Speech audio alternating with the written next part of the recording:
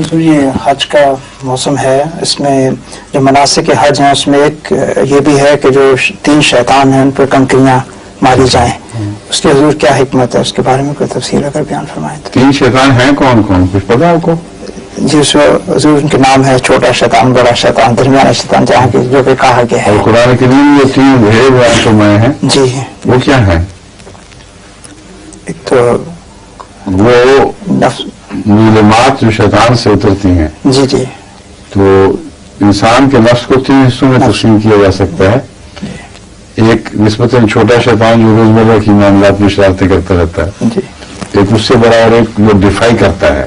جی تو اس دن چونکہ نفس کی قربانی ہے، اچھا اس لیے میرے نزدیک تو وہ 3 شیطان سمبل ہیں نفس کے اندر چھپے ہوئے شیاطین کا، جی اور جب تک ان پر پتھر نہیں برساؤ گے تمہارا حج قبول نہیں ہو سکتا۔ اچھا تو لوگ ان پر پتھر برساتے برساتے بعد میں انسانوں پہ برسا دیتے ہیں، لوگوں پر، اور بالکل بھول جاتے ہیں کہ اندر بیٹھا ہوا ہے شیطان، جو تکونا شیطان ہے اس کو تو ختم کریں۔ ٹھیک ہے جی آپ نے جی۔